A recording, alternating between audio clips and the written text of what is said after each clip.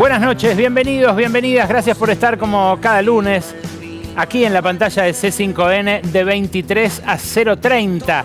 Ya sabés, tu cita con la información, el análisis, las buenas entrevistas. Aquí rige la ley de la selva hasta pasada la medianoche.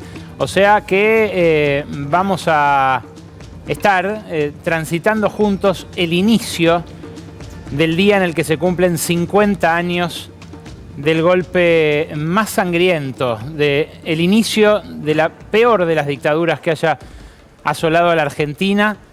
En un ratito vamos a conversar sobre esto con Mario Santucho, editor de la revista Crisis, miembro de una de las familias quizás más diezmadas por la represión ilegal de los militares, pero con la anuencia de civiles que respondían al deseo aniquilador de la clase dominante en todos lados. Jueces, fiscales, periodistas, empresarios, obispos, un montón de gente que colaboró para que se consumara ese genocidio. En un ratito vamos a conversar sobre esto y vamos a arrancar juntos este día tan importante, medio siglo del inicio de aquella dictadura tan importante, esta fecha para ejercer juntos la memoria, la verdad y la justicia. Pero vamos a hablar también de las superganancias de las petroleras por la guerra que se van a registrar acá, en este país, mientras llegamos al podio de los países con la nafta más cara de Latinoamérica. Sí, la curiosa paradoja de un país que se ufana de su boom petrolero, pero que les hace pagar a sus habitantes uno de los precios más caros del combustible en la región. En un ratito te vas a enterar por qué y cómo esto no solo tiene que ver con la guerra y las decisiones de Donald Trump, sino también con las decisiones del presidente Javier Milei y de este gobierno y su política energética en lo que va del mandato. Vamos a hablar también con Lucía Isikoff en un ratito de cómo el gobierno ayuda a los represores. Porque sí, no solamente está ocurriendo lo que está ocurriendo con el discurso público en torno a la dictadura, sino también en los juicios por la verdad y en los juicios por los bienes que se robaron los represores. En un ratito Lucía Isikoff nos va a contar cómo se conecta el guardián judicial de Karina Milei, el nuevo viceministro de Justicia, con estos juicios y con aquella represión. Pero vamos a empezar por el escándalo de Libra. Y vamos a empezar hablando de cómo enfrenta el gobierno este escándalo. Manuel Adorni está roto. No sirve más. El mejor vocero que supo construir la ultraderecha en el poder, que luego Karina Milei designó jefe de gabinete en el medio de una interna que se le iba de las manos, ya no puede ser más vocero. Ya no puede funcionar más como defensa en un momento delicado para el gobierno en el cual crecen los escándalos no solo en torno al jefe de gabinete, sino también en torno a los hermanos Milei. Lo que ocurre con el escándalo Libra ocurre en el peor momento para la defensa pública y para el relato oficialista. Sí, Manuel Adorni es el mejor vocero que tienen, pero ya no sirve más. Y por eso los rumores que cruzaron todo el fin de semana sobre su eyección, más allá de que vaya a concretarse ahora mismo, en una semana, en 2 o en 3, lastiman especialmente al oficialismo y además entran bajo la línea de flotación con esa interna francamente en estado de ebullición. ¿Por qué digo que es el peor momento para que Adorni esté escorado de esta manera? Bueno, porque del celular de Mauricio Novelli, el criptobro que pergeñó con los hermanos Milei aquella estafa del 14 de febrero del año pasado, de ese celular empieza a emerger evidencia cada vez más concluyente, no solo de una estafa, sino también del beneficio que obtuvo el presidente de esa estafa. Y la verdad que la familiaridad con la que trataba Novelli a los Milei desde varios años antes de que lleguen a la Casa Rosada, empieza a hacer verosímil todo lo que desde un principio empezó a trascender sobre este escándalo. La trastienda del Tech Forum, ese encuentro, esa convención a la que Mauricio Novelli convocó al mundo cripto y a la cual los propios empresarios del sector y técnicos e informáticos ligados al mundo blockchain le decían a Milei: no vayas, son unos chantas, están denunciados por estafas piramidales. Bueno, esa trastienda, solamente estas fotos que extrajo la pericia del Ministerio Público Fiscal del celular de Milei, solamente estas fotos ya muestran hasta qué punto Novelli trataba a Milei como un títere, siendo ya el presidente de la nación. Aquí pueden ver cómo le presenta, junto con Manuel Terrones Godoy, el otro influencer padre de esta estafa, le presenta gente que en penumbras, en la trastienda de aquel evento, en el Hotel Libertador, se van sucediendo con empresarios que, según el New York Times, esto se publicó el año pasado, en julio, en una investigación muy detallada del diario de Estados Unidos, pagaron $50.000 por esa situación, por ese apretón de manos, por ese acercamiento. Claro, en todos los casos, Novelli era el abrepuertas, era el que conseguía acceso a una figura rutilante para la ultraderecha mundial y también para ese mundillo de criptoestafadores y también criptoemprendedores. Ahí lo querían ver a Milei y el que abría las puertas era Novelli. Pero Novelli luego montaría la estructura financiera offshore que ahora vas a conocer y que le permitió a Javier Milei hacerse, según toda la evidencia que surge de este teléfono, de la coima, el retorno por promocionar la criptomoneda que terminó estafando a miles de inversores en todo el mundo por más de $200 millones. Hay una pieza clave de esta trama que hasta ahora no se conoce y que revela un costado acaso más tierno de este lobista de 29 años que se llevaba el mundo por delante. Sí, Mauricio Novelli podía alardear de sus Rolex, podía comprar o cotizar terrenos en los countries más caros de la Argentina, podía ir y llevarse un BMW de una concesionaria pidiéndole que por favor no queden registros. Pero Novelli, a la hora de la verdad, apeló a su mamá para cerrar el circuito del dinero. Esto que vas a ver ahora no se conoce por el momento y no repararon especialmente en este cruce de llamadas tampoco los investigadores de la Fiscalía. Pero el cruce de llamadas existió y, como te digo, completa la trama de unas horas especialmente críticas, que son las horas posteriores a la estafa, al rug pull, al tirar de la alfombra que dejó a tanta gente de garpe en todo el planeta. Mauricio Novelli cruza llamados en esos minutos críticos, en los momentos previos a que Milei sacara su tweet promocionando Libra, con su mamá.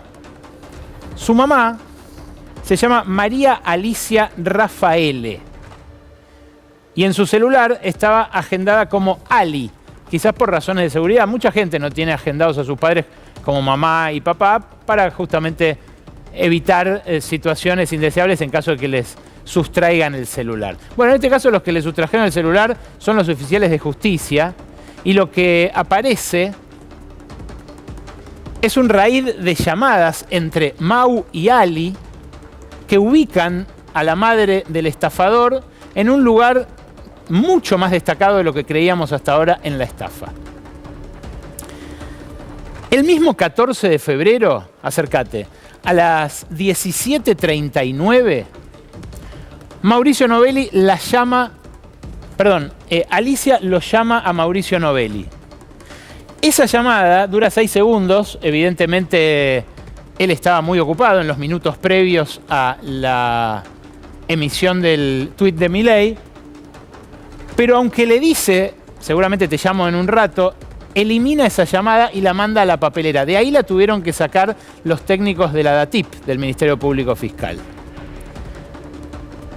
6 minutos más tarde, le devuelve la llamada a su madre, Mauricio Novelli, y conversan durante 5 minutos y medio. Repito, en los momentos más críticos, en el momento en el que estaban en Dallas armando la salida del tuit que promocionaría la inversión por todo el mundo.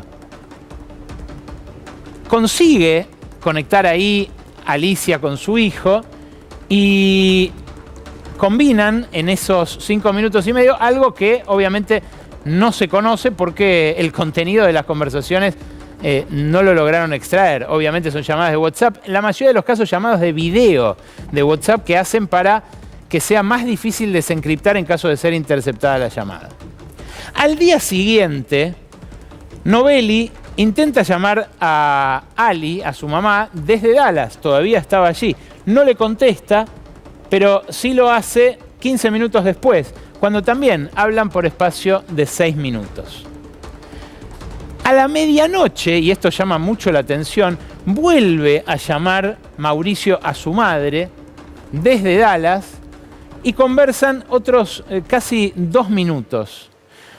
Tras lo cual, el 16 de febrero, domingo, sí consiguen conversar sobre la noche, a las 20:38, para terminar de ultimar los detalles de lo que ocurriría al día siguiente. ¿Qué ocurriría al día siguiente?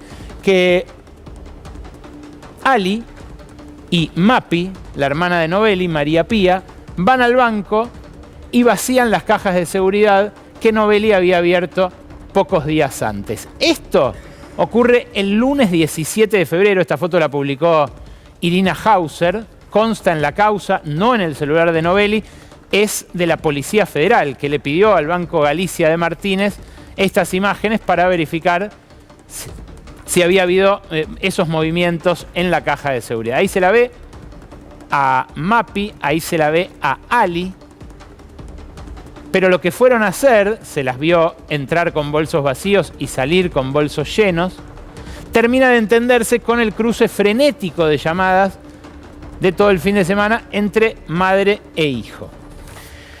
Claro, ambas fueron filmadas en ese lugar, fotografiadas por las cámaras de seguridad del banco en ese lugar, y están estas fotos incorporadas al expediente. Las 2 cajas en cuestión, 2 cajas, no una, 2 cajas grandes en el Banco Galicia de Martínez, habían sido abiertas por Mauricio Novelli el 4 de febrero. También hay foto de este informe de la Policía Federal de cuando el propio Novelli, ahí se lo ve, abre las cajas de seguridad por primera vez 13 días antes de que vayan su madre y su hermana. Cuando fueron allanadas por orden de la justicia, unos días después, las cajas estaban vacías. Pero, aunque lamentablemente, insisto, no tenemos el contenido de las conversaciones con la mamá, lo que van a escuchar en un ratito son las instrucciones que también Novelli le daba a su ex, llamada Flor, para operar en su nombre con criptoactivos. O sea, era algo habitual que Novelli les dijera a las personas de su familia que movieran guita por él. Entre el 3 y el 4 de febrero, antes de que Novelli abriera esa caja de seguridad, se realizaron transacciones millonarias hacia cuentas cripto del cuevero de Novelli, un hombre de origen colombiano llamado Camilo Rodríguez Blanco. Según publicó El Destape, nos estamos valiendo de toda la información publicada hasta ahora por todos los medios de comunicación, sobre todo Página 12, El Destape, Perfil, La Nación y Clarín, además de lo que obtuvimos nosotros de fuentes judiciales, parte de lo extraído a Novelli. En ese momento entraron en las cuentas de Rodríguez Blanco, que está en las fotos en el Tech Forum, que participó en eventos de NIW Trading, cerca de $4 millones en criptomonedas, que pueden haber servido para que se cumpla el contrato, que ya todo el país sabe que se firmó en algún momento entre Novelli Terrones Godoy y Hayden Davis y su familia, que son los que estructuraban allá en Dallas la meme coin Libra para que se pudiera comprar desde todo el mundo. Pero la historia de Milei con Novelli empieza muchísimo antes. Mucho antes. Empieza en plena pandemia, cuando este criptobro empezó a contratar a Milei para que trabaje como capacitador en su consultora y en su mesa de dinero cripto. De hecho, el 23 de abril de 2021 hay un vivo de Instagram realmente muy interesante a la luz de lo que pasaría después, donde se ve la familiaridad, hasta diría yo la servicialidad con la que Milei trata a Novelli, y donde se empieza a atisbar también lo que él podía llegar a hacer con las criptomonedas. Míralo. Si hablamos del 2021, solamente Bitcoin ya llegó al $1 trillón en capitalización.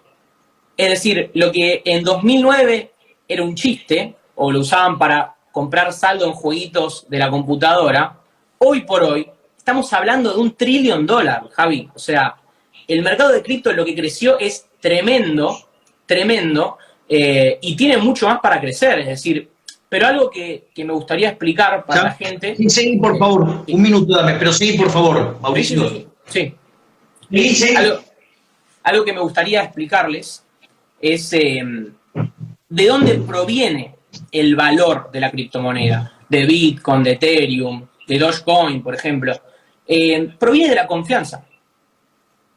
Proviene de la confianza. Entonces, comparándolo con el ejemplo del dólar en Argentina, ¿no?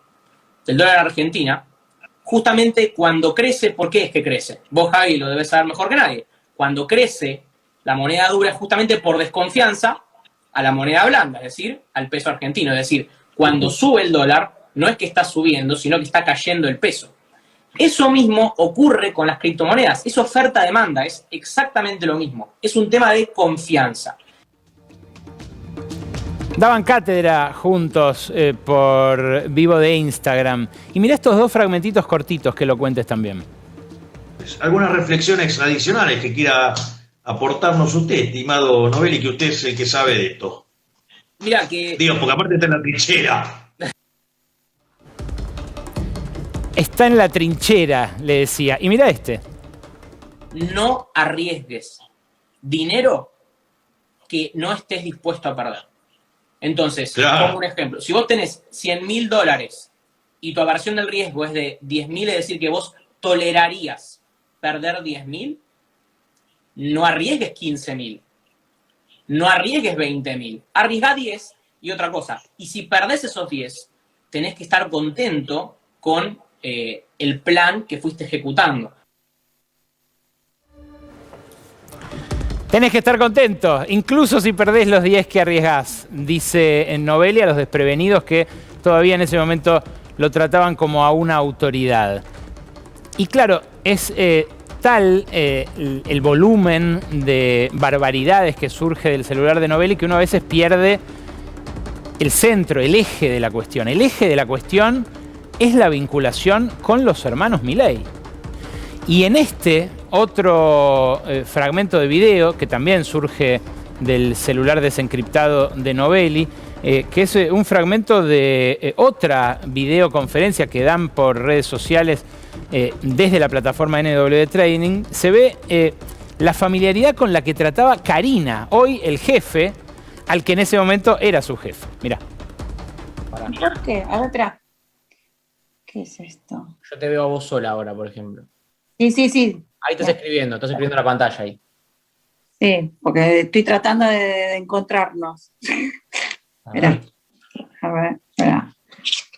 Detener video, ahí salimos. O sea, más. Espera.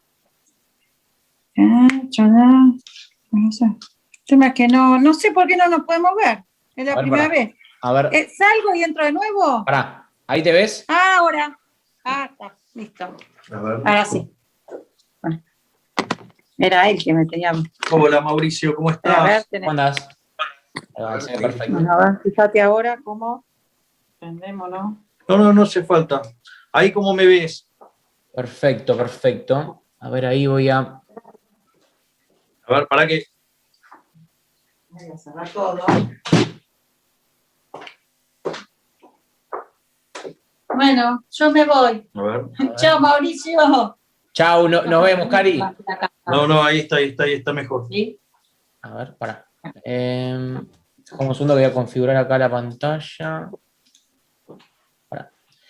Vas a dejar de verte vos ahora, porque estás desde el celu, pero ahora fíjate si estás bien la ubicación. ¿Te parece bien?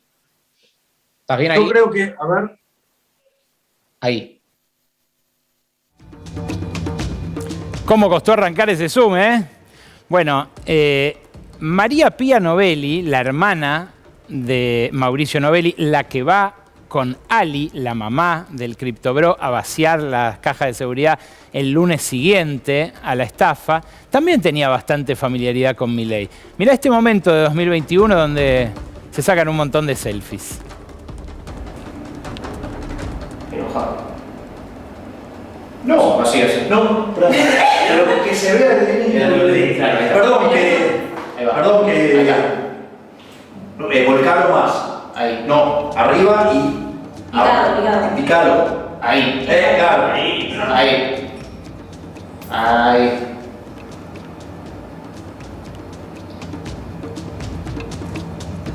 Ahí está. Listo. Ahora no vemos más el backstage, pero parece que el plano picado sigue siendo el mismo, ¿no? A juzgar por las fotos. Bueno, claro, esa familiaridad, ese acceso, ese carácter de abrepuertas, es el que se confirma ahora que trascendió lo que el fiscal Tayano escondió durante casi un año. Lo que apareció en el celular de Mauricio Novelli, a pesar de que él lo borró. Como borró y mandó a la papelera, e intentó evitar que se supiera de las llamadas con su madre que revelamos hace instantes nada más acá. Claro, todo lo que hizo con ese dinero, todo lo que ocurrió antes de que ese dinero se recolectara también, empieza a ser confirmado por las pruebas y aparece además la pista de una trama offshore que permite justamente a Novelli hacerse del efectivo mediante argucias que permiten algunas guaridas fiscales, algunas tramas de empresas cáscara que evitan que el dinero sea rastreado. Fíjate, esto que vas a ver ahora es impresionante también. Es la misma línea de tiempo que hicimos la semana posterior al escándalo, hace ya más de un año, pero con cada uno de los episodios que en aquel momento habíamos podido identificar, sostenido en fotos que surgen del celular de Mauricio Novelli. Habíamos visto que en 2024, apenas asumidos los Milei, había una entrada de Novelli a ver a la secretaria general de la presidencia, a Karina Milei. Lo teníamos porque nos habían respondido a un pedido de información pública con los nombres de todos los que accedieron a audiencias. Pero lo que no teníamos era la foto. Mira qué lindos salieron Novelli y Karina en aquella foto celebrando la victoria. Un tiempo después, en abril, vuelve Novelli junto con estos 3 empresarios a verla a Karina Milei para hablar de algo que este fin de semana empezó también a trascender por otro archivo encontrado en el celular, en lo que no me quiero distraer porque al final no ocurrió, pero querían sacar una moneda física de oro con la cara de Milei para vendérsela a los fans de todo el mundo. Estos tipos son uno de una compañía de seguros, otro de una casa que pone auspicios a influencers financieros también en todo el planeta, y el otro de una empresa alemana de acuñación de moneda, que claro, trabaja en el margen, porque en general los que acuñan moneda son los países. Solamente en casos muy excéntricos o, bueno, de mucha autoproclamación aparece alguien que quiere imprimir una moneda con su cara. Bueno, ahí va Novelli por la libra física, que al final no fue. Luego, en Casa Rosada, vuelve a aparecer Novelli con este hombre, Sergio Morales, a quien también apuntamos bien al inicio de este tema, aquí en La Ley de la Selva, cuando les contamos que era el doble agente, el que trabajaba con Terrones Godoy y Novelli en el mundo cripto, y a la vez era asesor de Roberto Silva en la Comisión Nacional de Valores. Después del escándalo, en 2025 sería eyectado del cargo. El único que tuvo que renunciar, pero ya en junio del 24 iba a verla a Karina Milei, y ahí está la foto.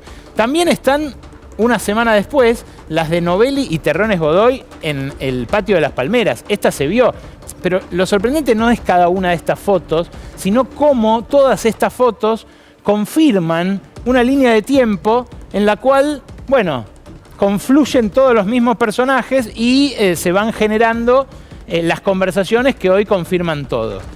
El 1 de agosto se da el 6º encuentro entre Karina Milei y Mauricio Novelli desde el inicio del año. En 8 de septiembre hacen un after show de Travis Scott, los dos socios del Tech Forum, invitan, acá está la constancia de los mensajes, invitan a Diego Latorre, invitan a gente que trabajaba con ellos como influencer, y bueno, ahí está la prueba. Fíjate, el 11 de septiembre Sergio Morales recibe gente con el presidente de la CNB en plan regulatorio. El 20 de septiembre ya Novelli va y se saca esta selfie ya famosa a esta altura con Javier Milei. El 27 de septiembre vuelve a verlo, pero ya en la Quinta de Olivos, y sigue esto. En el mismo 2024 se da el Tech Forum, el 19 de octubre. Hay un after donde aparecen también otros personajes que tienen muchas conversaciones con Novelli por esos días. Romina Malaspina, una de ellas, influencer, ex Gran Hermano. En el Hotel Libertador, el mismo día del Tech Forum, Javier Milei recibe a este singapurense, Julián P., que entra con otro nombre al país, también rarísimo. El 20 de noviembre se pacta la asociación entre los Crypto Bros de Milei y el Kelsier Group de Hayden Davis. Entran, ya firmado eso, los Davis a Casa Rosada, festejan esa noche en el Hotel Four Seasons. El 17 de febrero, el 17 de diciembre, Sergio Morales seguía trabajando en la Comisión Nacional de Valores, seguía hablando con gente en nombre del gobierno argentino, y el 30 de enero finalmente se da lo que esperaban los socios yanquis, esta selfie con la cual se dan por pagados y con la cual Mauricio Novelli monta su búnker en Dallas. El día anterior igual va a haber fútbol americano con Terrones Godoy. Hay unas conversaciones rarísimas con Dimitri, el que le consigue las entradas. Y el 14, el famoso tuit de Libra.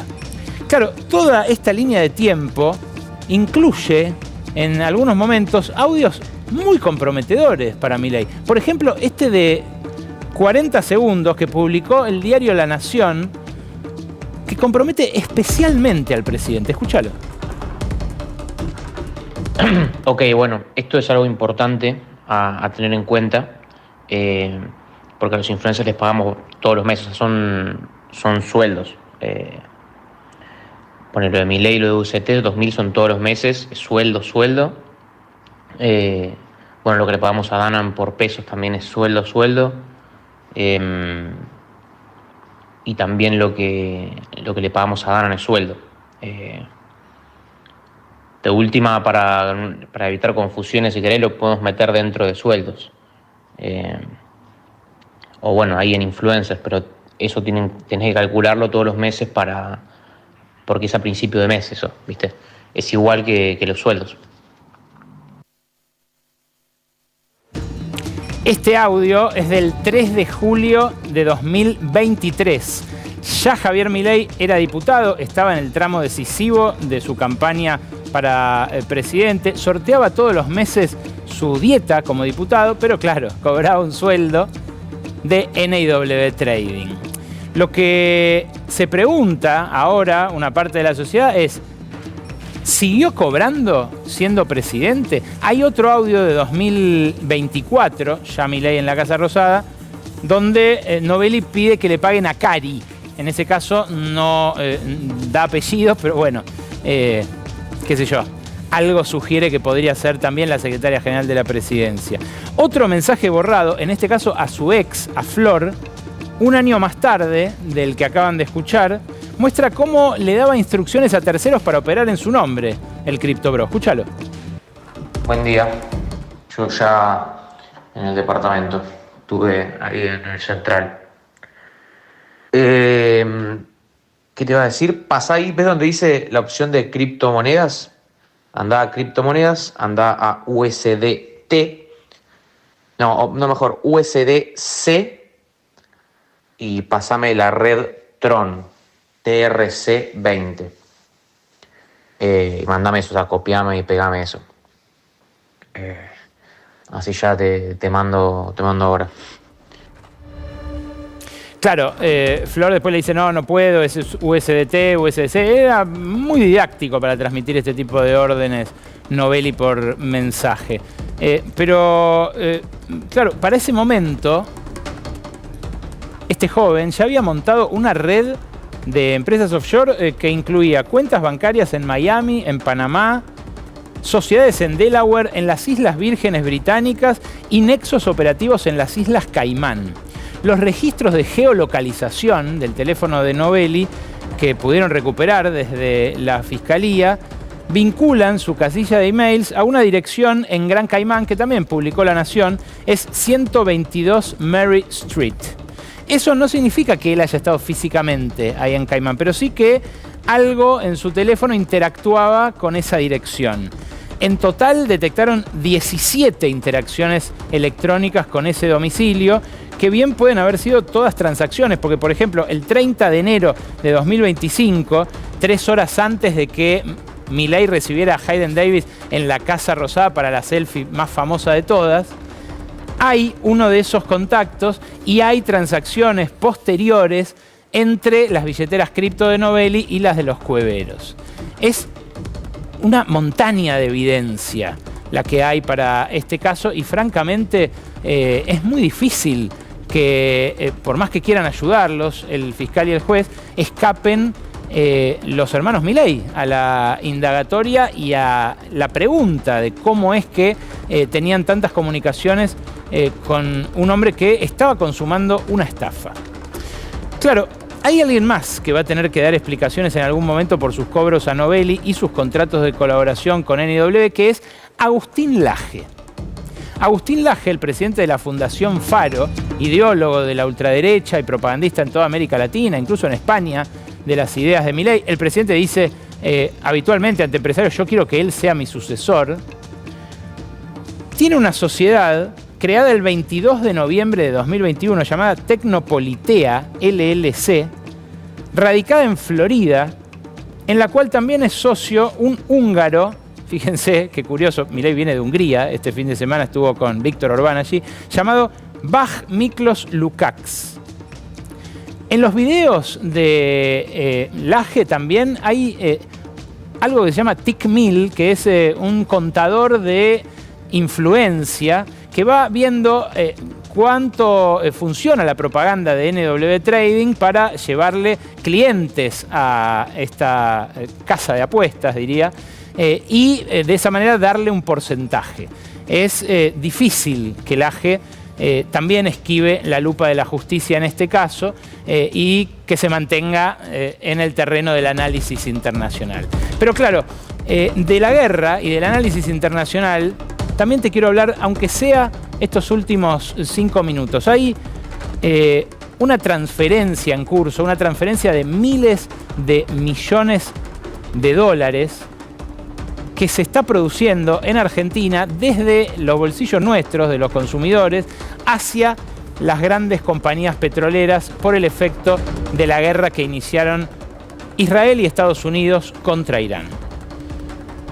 Esta guerra va a implicar para las grandes petroleras super ganancias que no registraron nunca en la historia argentina y que tienen que ver con el precio de los combustibles. Fíjate, Argentina pasó de tener combustibles baratos a estar entre los 3 países de Latinoamérica que más cara tienen la nafta, incluso tomando a los que no tienen petróleo bajo su subsuelo. En las últimas 3 semanas aumentó más del 10% la nafta en Argentina. Con lo del micropricing de YPF, muchas veces uno no se da cuenta, algunas estaciones aumentaron ya más del 15%. Y claro, históricamente el litro costó $1 de nafta súper en Argentina. En 2021 había caído a 60 centavos con subsidios y con precios regulados. Subió a $1 en el año pasado, en 2025, pero en lo que va de este año ya supera el $1.30. Fíjate, esto que publicó hoy el diario Clarín nos ubica justamente en el podio. Y este fenómeno, esto que se está dando, no es natural. No es tampoco un determinante de la ciencia económica ni una consecuencia obvia de lo que está pasando en Medio Oriente. Uruguay y Perú, dos países que importan combustible, tienen la nafta más cara que en Argentina. En Uruguay directamente no hay petróleo. En Perú sí, pero no alcanza para el autoabastecimiento. Fíjate, en todos los demás países de Sudamérica, la nafta ya está más barata que en Argentina, con este $1.34. Y claro, esto se da a pesar de que la extracción de crudo, que vas a ver en la siguiente placa, no para de aumentar. En Argentina lo que caen los pozos petroleros convencionales, que es lo que está en naranja, es mucho más que compensado con lo que se está produciendo en Vaca Muerta. Estamos en niveles récord de producción. ¿Y por qué entonces se traslada como en Estados Unidos el precio del barril y lo que aumentó al surtidor de nafta? ¿Qué es lo que hace que estemos bailando al compás de una guerra que no es nuestra y que está lejos en el momento de boom petrolero de Vaca Muerta? Bueno, la ley Bases estableció la libre disponibilidad absoluta de la producción petrolera, prohibió explícitamente cualquier intervención del Estado, tanto en el precio como en los límites a la exportación, y por eso el precio que se paga en Argentina va a ir confluyendo al del mercado internacional, aún a pesar de ese récord productivo. Hay un cálculo que hizo el consultor neuquino Ariel Kogan, que estima que si se mantiene, hoy bajó un poco por esto de que Trump arrugó con su ultimátum, pero se mantiene en torno a los $100 el barril de Brent, 97 cerró, siendo que valía 68 hace apenas 3 semanas.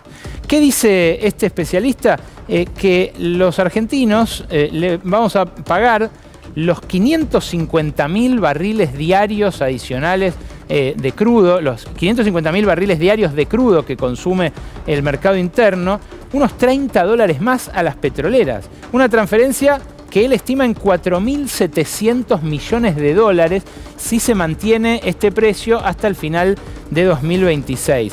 Que además no se va a traducir en más inversiones o más trabajo en Neuquén o más oportunidades para las pymes que proveen a las petroleras, porque las petroleras ya están ejecutando sus planes de inversión con el barril a 68, que habían sido planificadas con el barril a 68, y que les daba un retorno considerable. Ahora ese retorno va a ser una super ganancia, a costa de nuestro bolsillo. Y claro, ¿qué va a pasar con esas ganancias? Lo ves en la placa que viene. Lo que pasó el año pasado, por lo menos, fue que de un saldo comercial de 5.420 millones de dólares a favor, que es lo que obtuvo el sector energético argentino en total, 3.547 millones se fugaron en pagos de intereses de deuda de las propias petroleras o remisiones de utilidades de las que son multinacionales y tienen casa matriz en el exterior. 3 de cada 4 dólares que generó la exportación de petróleo se fueron por este mecanismo. Y mirá cómo se fue incrementando la dolarización de excedentes del sector energético según el informe Ejes que prepara el MATE Rosarino, el Mirador de la Actividad del Trabajo y la Economía, junto con el Observatorio Petrolero Sur. Son evidentemente cosas que entusiasman a los petroleros. Hoy el jefe de Chevron en la Cera Week de Houston llenó de elogios a Milei. Este hombre que están viendo acá llenó de elogios a Milei. Dijo que la geología de Argentina es excelente, que el problema histórico que tuvo el país fue siempre lo que estaba sobre la superficie, medio como dijo el propio Demian Reidel en su momento, que ha habido rigideces laborales, que ha habido restricciones a la importación de equipos, pero que ahora con lo que está haciendo Milei está todo bien. Claro, no es para menos, ¿no?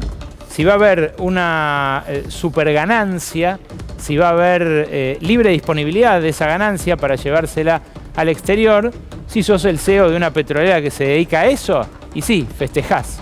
La gran pregunta es qué va a pasar en un país en el que el desempleo volvió a picar fuerte a finales del 2025, todavía sin medir lo que pasó en este primer trimestre del año, con grandes empresas como FATE, como Tres Arroyos, como Lumilagro. ¿Y qué va a pasar con una inflación que no para de aumentar desde hace 9 meses y que, combinada con la recesión y el frío económico que hay en la calle, hace este momento también especialmente delicado? Que Manuel Adorni esté en la cuerda floja es malo doblemente para el gobierno. Por un lado, por lo que ocurre con los escándalos en torno al jefe de gabinete y al propio caso Libra, y también por este delicado momento económico en el cual Luis Caputo, el ministro de Economía, no parece el mejor vocero. Es un cuadro difícil y que vamos a ver cómo se desenvuelve esta semana. Mario Santucho es editor de la revista Crisis, es escritor, es periodista, es miembro de una de las familias diezmadas por la represión ilegal con más saña en la dictadura. Gracias por venir, Mario. Gracias a vos, Ale, por la invitación, siempre un gusto. Van a presentar ahora a las 3:10 de la mañana con muchos de los fundadores de Hijos un habeas corpus colectivo. ¿Por qué? Bueno, la idea básicamente es que los desaparecidos siguen desaparecidos porque no dicen dónde están, ¿no? Confrontar un poco esta especie de idea que tiene el gobierno de que van a proponer la memoria completa, como si nosotros hubiéramos desplegado una memoria incompleta, cuando en realidad es un cinismo tan grande, porque es evidente que si no sabemos cuántos desaparecidos, exactamente la cifra de desaparecidos, si no sabemos dónde están los nietos recuperados, si no sabemos dónde están nuestros padres que todavía están desaparecidos, es porque hay un pacto de silencio conformado por los militares, por buena parte del poder y de la élite económica y eclesial y demás, que ha impedido conocer qué pasó. Entonces, muchos de los hijos e hijas que en su momento, en el año 96, cuando se cumplieron 20 años del golpe y surgió la agrupación Hijos, nosotros teníamos 20 años, ahora tenemos 50, presentamos precisamente un habeas corpus colectivo ahí en tribunales a las 3:10, que es el horario en el que se fue efectivamente el golpe. Y hoy, 30 años después, vamos a volver a presentarlos para evidenciar que incluso más allá de todo lo que hemos avanzado, todas las cosas que hemos hecho desde el movimiento de derechos humanos, de las luchas por la memoria y durante estos años de gobiernos, uno podría decir progresistas y demás, en donde hubo juicios, finalmente la justicia en algún momento reaccionó y demás, aún así, hoy sí seguimos buscando a nuestros padres, los desaparecidos siguen desaparecidos y el contexto de impunidad, uno podría decir, continúa. Alejandro Horowitz, que ha venido a este programa, habló por esa época, a principios de los 90, de una democracia de la derrota. Fue una idea muy potente en un prólogo de uno de sus libros que, bueno, de algún modo era un diagnóstico inicial, ¿no? Del arranque, una democracia que llevaba menos de 10 años. Sí. ¿Hoy se siente más esa derrota, Mario? Sí, yo creo que lo que mencionaba o pensaba Alejandro Horowitz en ese momento y que pensaban varios intelectuales críticos, ¿no? Esta función de la intelectualidad crítica que piensa a contrapelo, ¿no? Piensa contra las imágenes dominantes. También hay que mencionar a León Rosisner, que mostraba muy bien cómo en ese momento, a pesar de que, o más allá de que hubiera vuelto, digamos, el sistema político, la democracia formal, y que era un gran paso, obviamente, adelante, que se terminara la dictadura, bueno, ellos mostraban cómo los efectos de la dictadura seguían operando. Dos planos, fundamentalmente. El plano del terrorismo de Estado, que seguía operando en la subjetividad colectiva, ¿no? La idea del nunca más, que era una idea del nunca más al terrorismo de Estado, pero una idea también de nunca más a la revolución. Ojo que acá el sistema político a partir de ahora se conforma dentro de ciertos marcos de lo posible. Y esa amenaza sobre el sistema político de restringir el campo de lo posible era muy evidente. Y el otro terrorismo que empezaba a funcionar con mucha fuerza y que en esos años se evidenció era el terrorismo económico, con la hiperinflación y entonces la también el disciplinamiento del sistema político, de la soberanía popular, uno podría decir, de la soberanía nacional, que también le marcaba, digamos, la cancha a la política, ¿no? Bueno, ambos operan con toda su fuerza hoy. Es impresionante eso, cómo vuelve. Por eso, nosotros desde la revista Crisis, hace unos meses, específicamente desde la última elección, ¿no? En donde Donald Trump, el presidente de los Estados Unidos, intervino con tanta fuerza en la decisión, digamos, colectiva. A partir de ahí nosotros empezamos a palpar con mucha evidencia que estamos en un periodo postdemocrático, ¿no? ¿Qué es postdemocracia? A ver. En aquel momento, Alejandro Horowitz y otros intelectuales críticos, como te decía, pensaban, y de hecho era el enunciado que el propio sistema político proponía, ¿no? Estamos en una transición a la democracia. En el 83 se hablaba de una transición a la democracia. Muchos de estos intelectuales lo que decían es, puede ser que en algún momento lleguemos a la democracia, por ahora estamos en una postdictadura. Era el planteo. Porque precisamente todavía la decisión popular, la decisión soberana, la soberanía estaba intervenida. Condicionada. Bueno, nuestra sensación es que a partir del triunfo de la ultraderecha, digamos, en las elecciones, a partir del gobierno de la ultraderecha,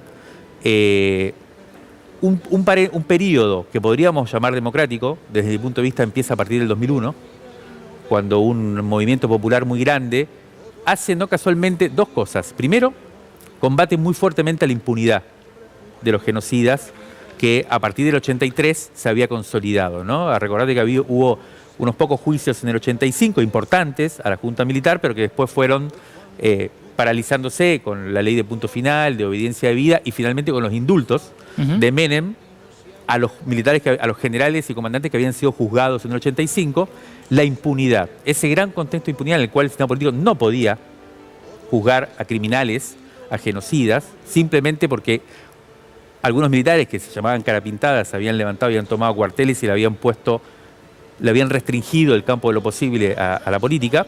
Y el otro gran elemento antidemocrático, ese consenso reaccionario que parecía irremovible, que el 2001 precisamente tiró abajo, fue la convertibilidad, el efecto del terrorismo económico, ¿no?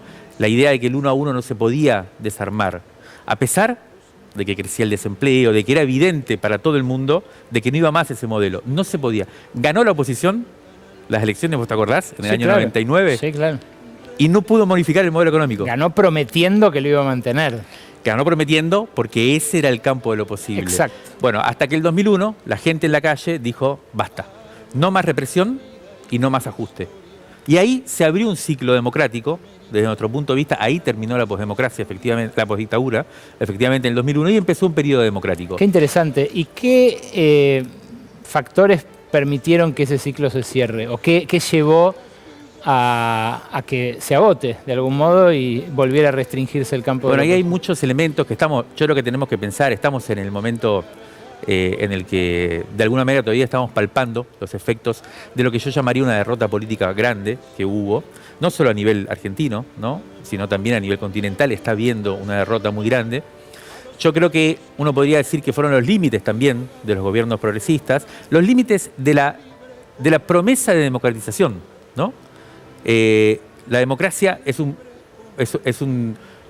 tipo de gobierno muy interesante en tanto cumpla con su promesa de democratizar la riqueza, bueno, y otras cosas.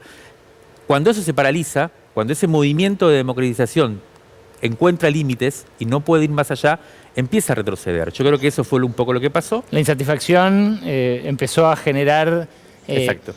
Un gran malestar generó esos movimientos, esos gobiernos, esa gobernabilidad progresista, y este es el problema, ese malestar, ese descontento lo capitalizó y lo politizó la ultraderecha.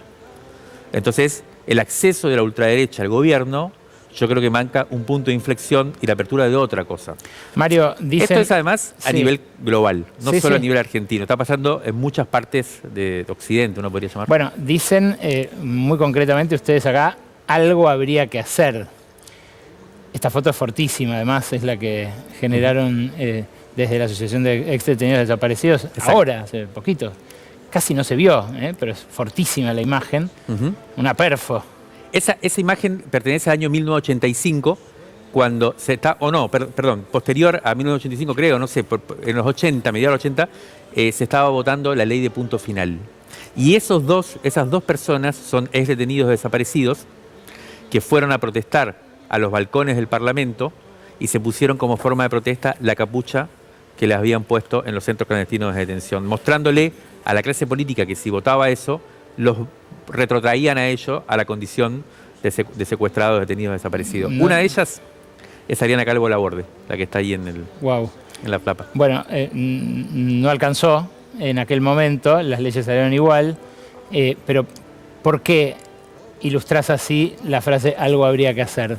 Bueno, ahí hay dos cosas. Primero, nos interesaba mucho recuperar esa foto porque es un ejemplo de ese tipo de formas de protesta disruptivas, que incomodan, que muestran el drama de lo que estaba en juego, digamos, de que la sensación de que no se pueden normalizar estas cosas, ¿no?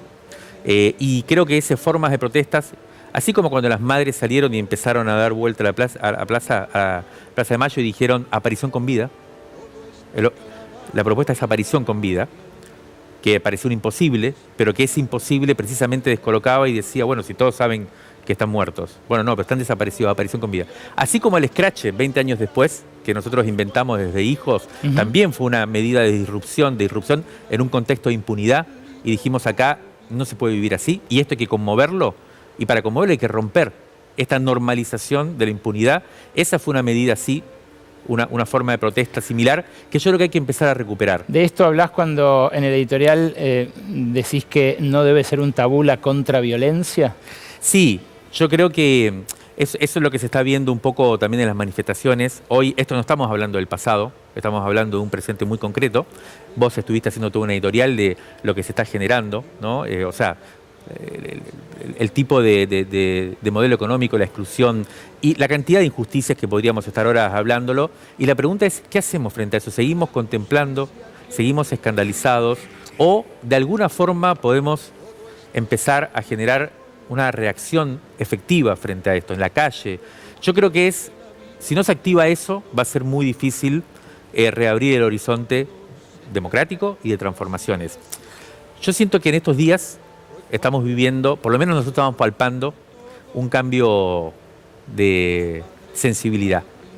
Siento que está habiendo un clic. Mañana creo que la plaza va a ser impresionante. Aprovecho para invitarlas a... Nosotros vamos a hacer una columna con esta campaña que estamos realizando. Son 50. Se llama 50 años son 50, una campaña de videos. Estamos saliendo a discutir con el gobierno. Viste los videos que ellos fueron sacando los 24 de marzo. Mañana se anuncia que van a sacar otros. Y mañana vamos a marchar, nos vamos a juntar a la 1 de la tarde en Lima y Avenida de Mayo para una columna que va a estar muy interesante, con muchas sorpresas, con mucho colorido, con mucha creatividad. Y creo que estamos viviendo ahí un cambio anímico. Siento un cambio anímico en la militancia, en los espacios del pensamiento crítico, en los espacios más activistas. La pregunta es si esto va a sintonizar con el malestar más general, popular, que hay respecto del andar económico. O si va a seguir la implosión, ¿no? O si va a seguir la implosión. Si podemos, de alguna manera, convertir esto en una explosión popular, o si la bronca se va a mascullar hacia adentro y vamos a seguir en esta parálisis. Yo creo que no, que estamos en un momento interesante. Mario, gracias por venir esta noche a La Ley de la Selva. Muchas gracias a vos, Ali. Ustedes quédense porque nos queda hasta las 0:30 espacio para compartir un informe especial de Lucía Isikoff sobre cómo este gobierno ayuda a los represores y cómo algunos de sus más encumbrados miembros, incluso los que acaban de asumir, participaron en juicios defendiendo a algunos de sus integrantes. Quédate porque también vamos a hablar con Janet Jara, candidata comunista a la presidencia de Chile, derrotada por José Antonio Kast, pero que vino justamente a marchar por los 50 años del golpe. Acá hasta las 0:30 rige la Ley de la Selva. Janet Jara fue candidata a presidenta en las últimas elecciones en Chile y vino a la Argentina invitada por la Fundación Rosa Luxemburgo a marchar por los 50 años del golpe militar que inauguró la dictadura más cruenta que tuvimos aquí en el país, pero que formó parte del Plan Cóndor con el resto de las dictaduras de la región. ¿Qué tal, Janet? Gracias por venir esta noche. Hola, Alejandro, muchas gracias por el espacio y muchas gracias también a la Fundación por haberme invitado en este hito tan importante para la memoria, para la verdad y por sobre todo para la justicia. La ultraderecha acaba de ganar en Chile, lo hizo en la segunda vuelta frente a, bueno, todo lo que se había agrupado en torno a tu candidatura. La centroizquierda chilena. Sí, sí, pero en una forma novedosa, ¿no? La que encarnó el frente que llevó a Gabriel Boric al poder. Sí. ¿Cuán fuerte es la ultraderecha en la región tratando de sacarte de la elección misma, ¿no? De un gobierno que empieza, pero mostrando también lo que pasa con Milei aquí, lo que pasa con el hijo de Bolsonaro en Brasil? ¿Cómo los ves? Bueno, yo creo que estamos viviendo un momento en el cual la ultraderecha, liderada por la iniciativa de Trump en Estados Unidos, está aplicando un modelo en el continente que le ha dado resultados electorales, más no necesariamente un proyecto que se vaya a consolidar en el tiempo. Y creo que esto se circunscribe en los países que tú mencionas, tanto ustedes como nosotros en Chile, espero que no en Brasil, ¿no? Sean derrotas electorales transitorias, que sean parte de un péndulo de la democracia, ¿no? Donde nosotros llevamos en Chile varios años de alternancia en los gobiernos.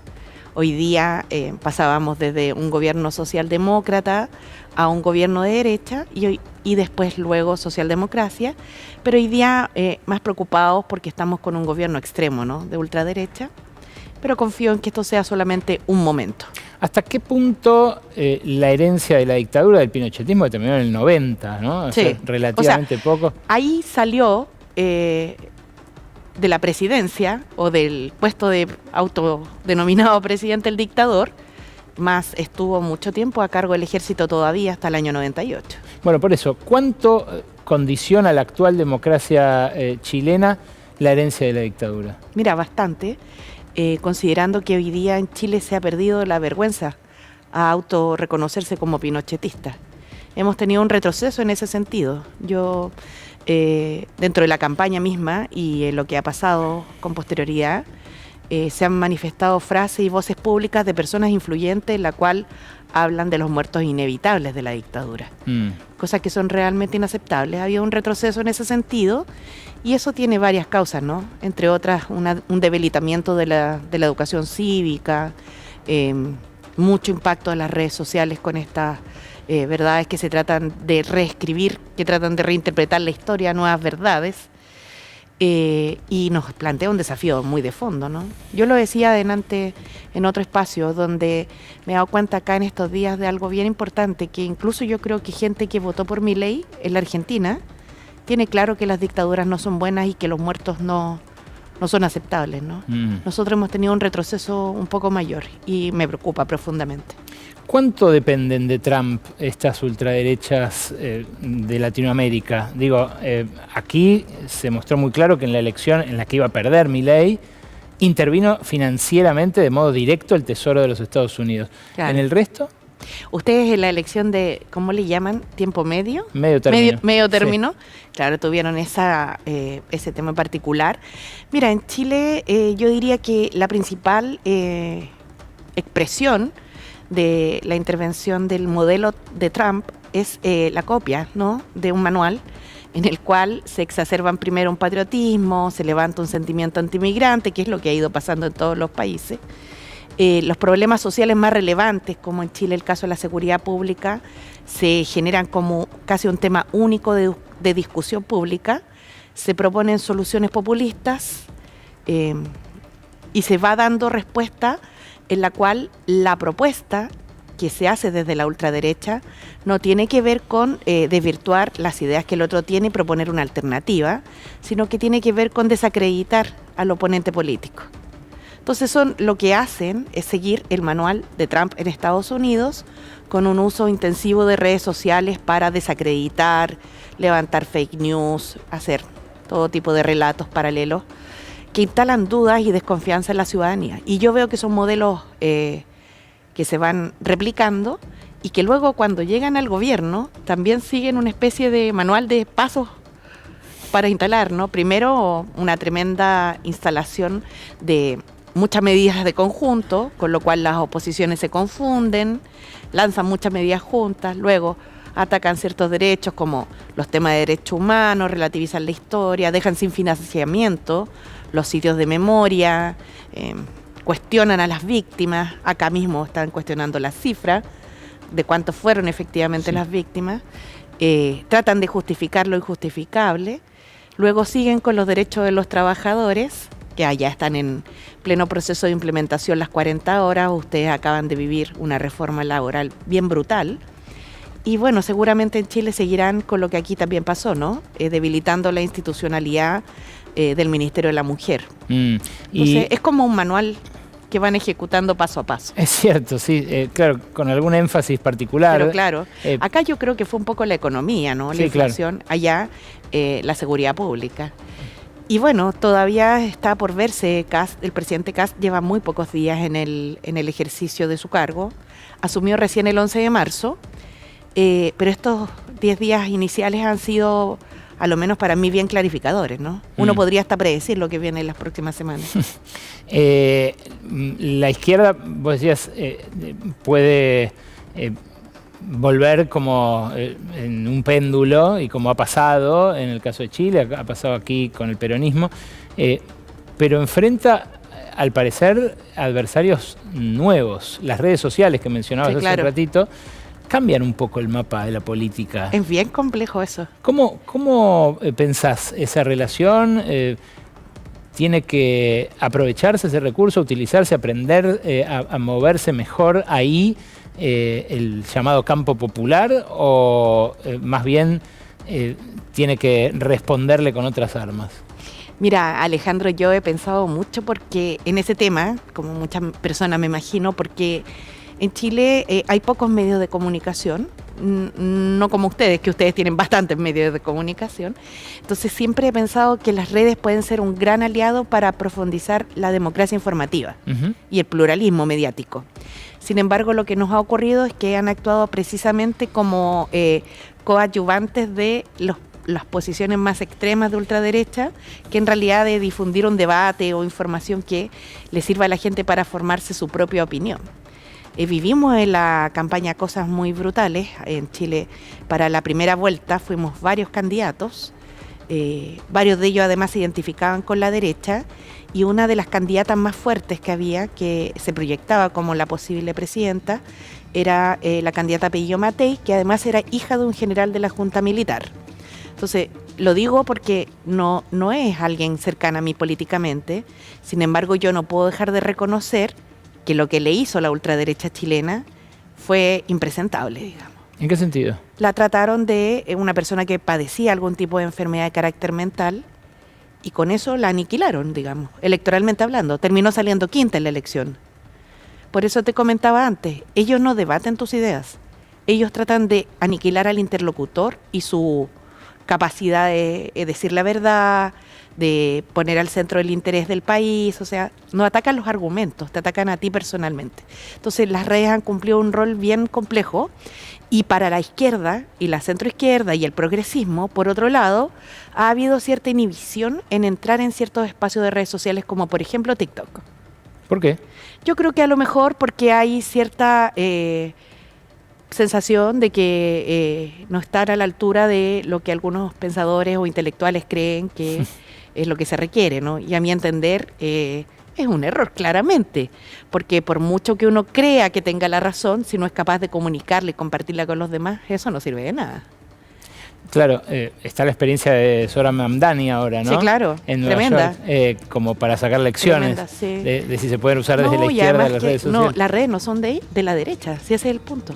Bueno, así como los símbolos patrios no lo son, y son de todos, los argentinos, los chilenos, los bolivianos, los peruanos, su propio el himno nacional, la bandera, no son de la derecha, no son de un sector político, la red es lo mismo. En términos corporativos sí, ¿no? Porque, bueno, sí.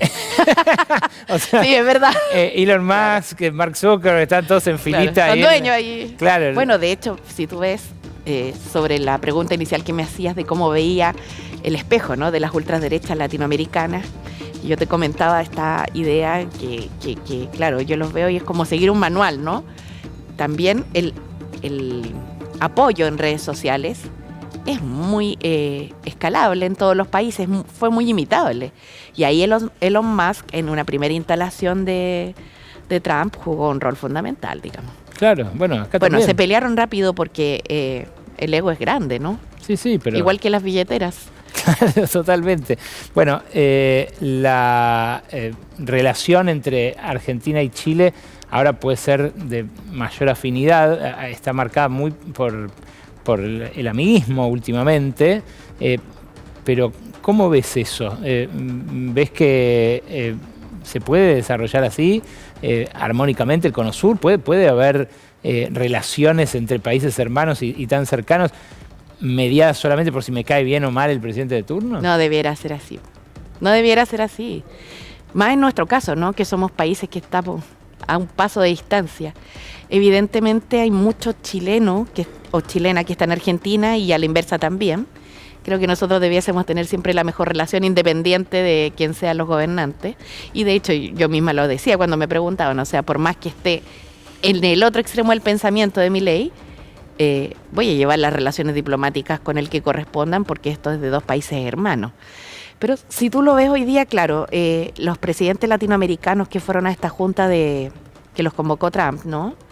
¿Cómo se llama? Escudo... De las Américas. De las Américas. No, de la paz. No, de las no sé, Américas. ya le ponen Es que un nombre más ampuloso sí, que el anterior. A mí me sonaba como muy a estos equipos de superhéroes de Marvel, así como, Sí. claro.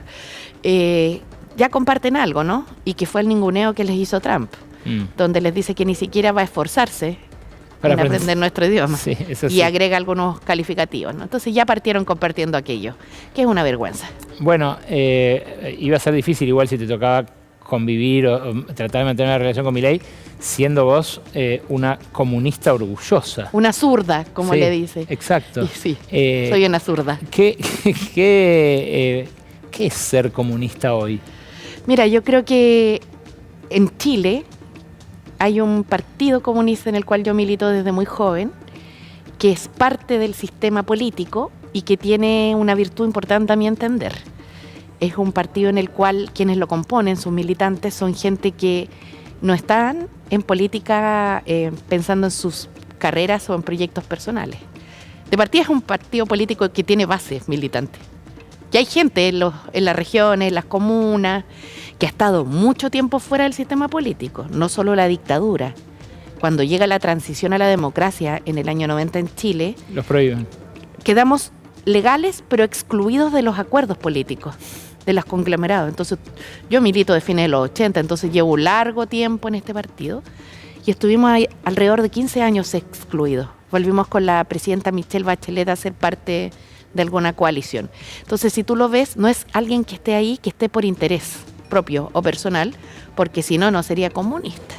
Entonces, se pone al centro el proyecto. Y eso para mí es muy importante.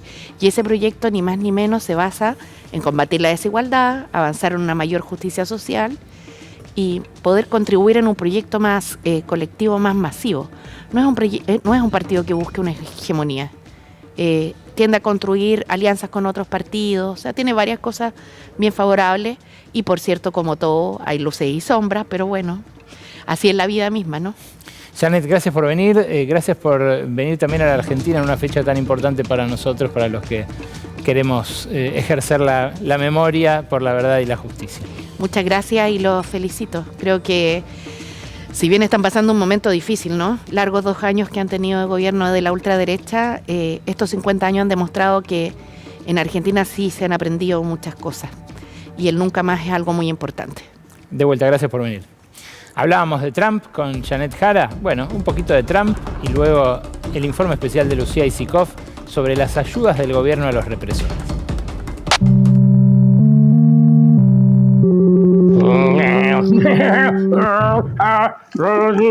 ¡Toma esto, la OTAN! ¡Toma esto! ¡Irán! ¡Toma esto, Unión Europea!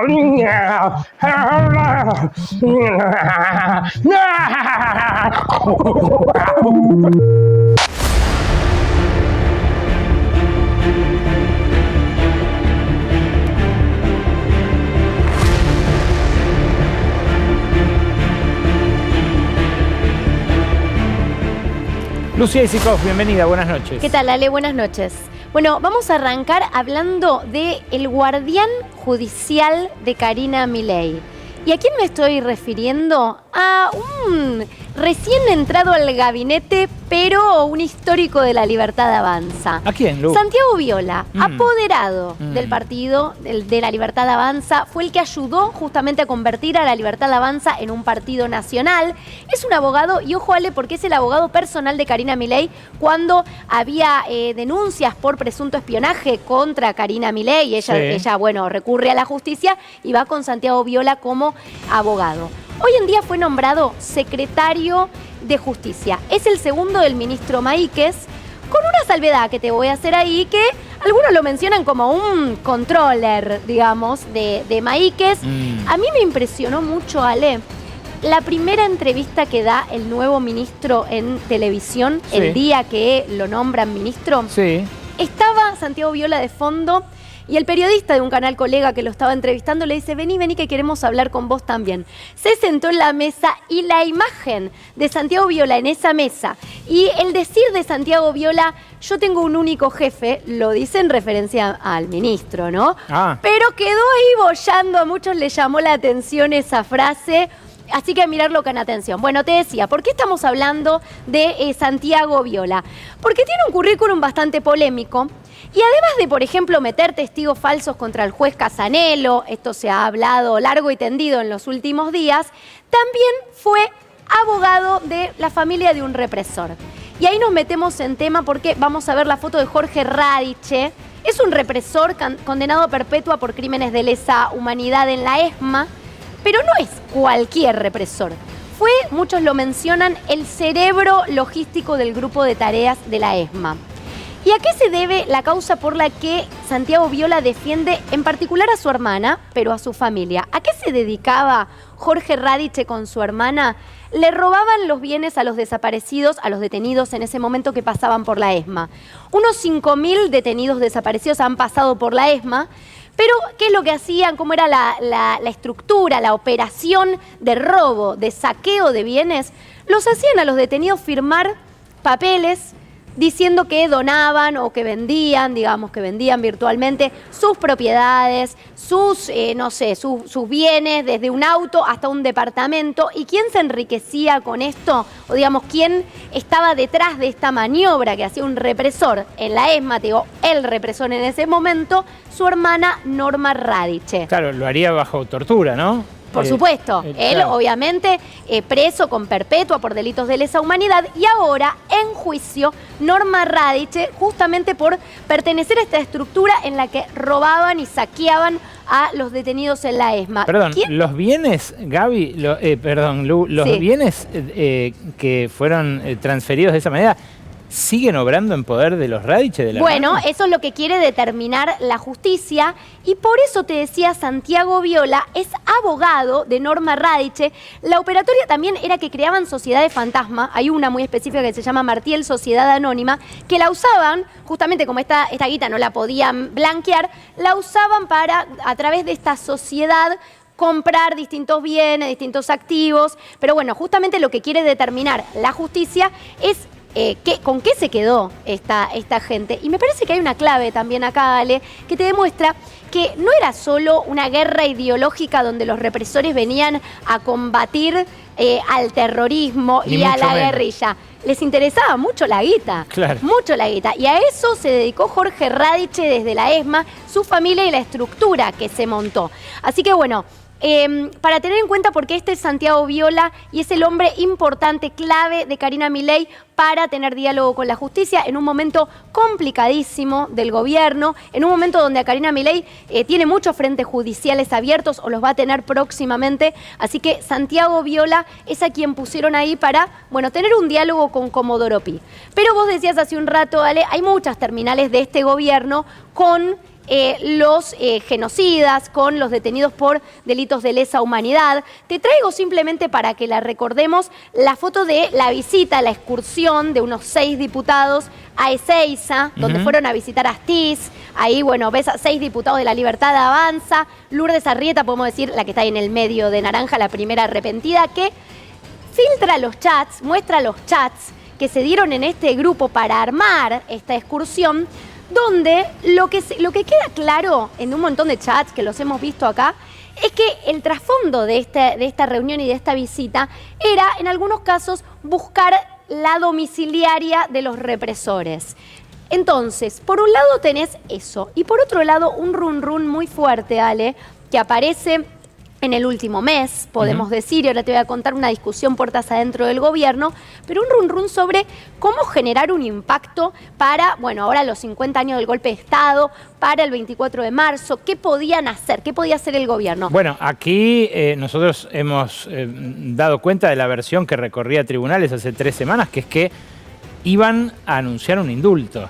Es más, si no iba a ser ahora para el 24 de marzo, el rumor en tribunales decía lo iban a hacer en la apertura de sesiones ordinarias. Exactamente, y ese run run efectivamente, bueno, trascendía, pero era una discusión real, puertas adentro del gobierno, interesa a muchos sectores de La Libertad Avanza, también para fidelizar su voto duro. Muchos creen que tenían que venir con una medida, ya que la economía está en serios problemas, venir con una medida que impacte en el corazón de La Libertad Avanza. Bueno, esto no se hizo. Ahora te traigo un anticipo que salió hace minutos, de lo que va a ser el video, el spot que van a poner mañana por el aniversario del golpe. Sabemos que el gobierno viene ya provocando con distintos mensajes. El año pasado tuviste una voz en off de Agustín Laje, donde se hablaba de memoria completa. Este año no hay voz en off. Lo que decidieron es traer a protagonistas, a testimonios. Ahí vas a mirar un fragmentito de lo que vamos a ver mañana en un video mucho más extenso. Pero tenés a una hija de detenidos desaparecidos que básicamente lo que hace es algo muy conveniente para el discurso de La Libertad Avanza, que es hablar de la memoria completa. Soy nieta restituida, la número 127. Recuperé mi identidad en el 2017. Para sanar en este país y para sanar como ciudadanos tenemos que contar la historia verdadera. Hubieron muchas cosas que no se contaron, muchas cosas que se taparon. La sociedad creyó un relato que no fue real, que no fue completo. Entonces yo creo que la historia me puso en un camino de estar de un lado y del otro, entonces de conocer una historia y de conocer la otra. Entonces, bueno, voy para que se cuente la historia completa. Argentino del Valle Larraburi era mi padre. Se desempeñaba en la fábrica militar de pólvoras y explosivos de Villa María en el año 1974, cuando una noche fue secuestrado por el Ejército Revolucionario del Pueblo. Y esa noche, así como hubo heridos, también hubo muertos y hubo 2 secuestrados, el capitán García y mi padre. De la historia argentina es el secuestro más largo. Duró más de un año, 372 días. Creo que es el momento de convocar a la unión de los argentinos y a la reconciliación de los argentinos. Tenemos un país maravilloso, tenemos que aprovecharlo. Los viejos amores que no están. Bueno, no hay voz en off, pero sí hay provocación, ¿no? A 50 años del inicio de la dictadura, una dictadura que arrancó, como los propios genocidas luego confesaron, con las organizaciones armadas ya muy debilitadas, como lo dijo con toda solvencia el general Martín Balsa, prácticamente derrotadas. Una dictadura que no vino a devolver las instituciones a la República, sino más bien a instalar una noche de casi 7 años de terror, ¿no?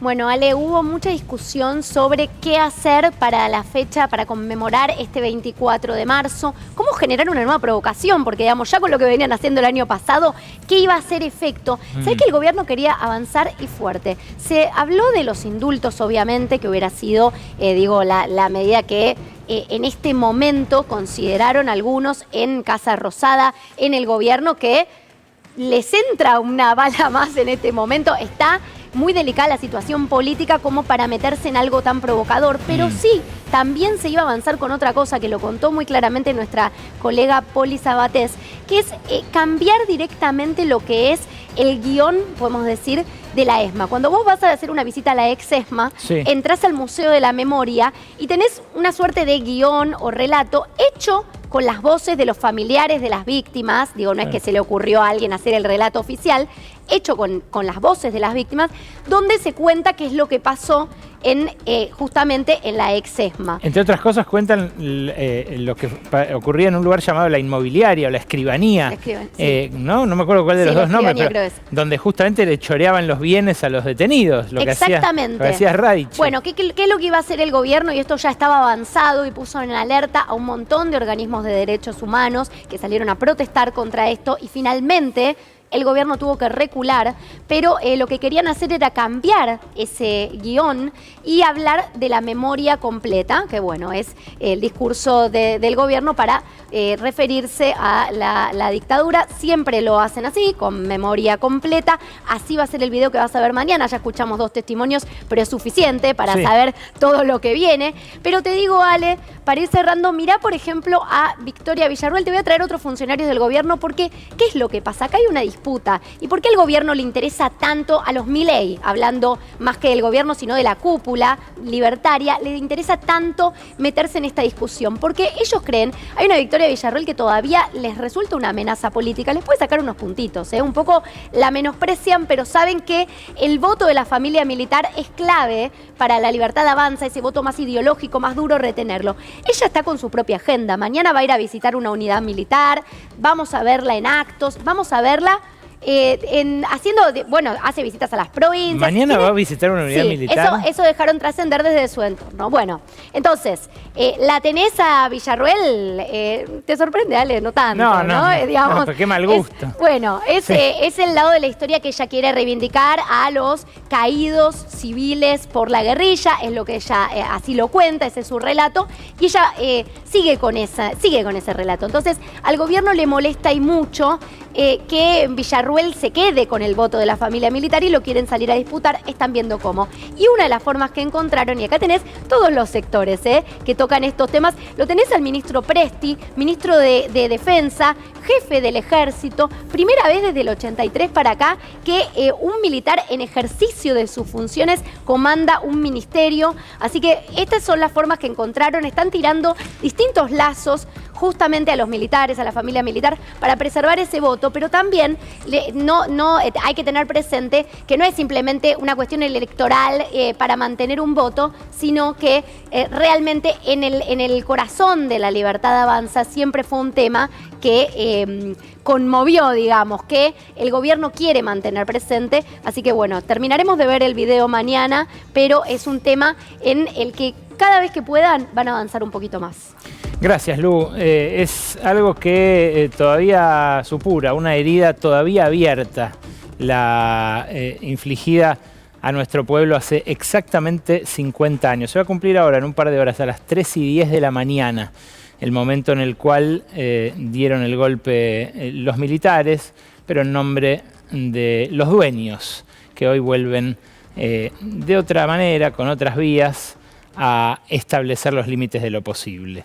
Nos reencontramos el lunes de la semana que viene a partir de las 23 y hasta esta hora, hasta las 0:30, aquí en La Ley de la Selva. Chao.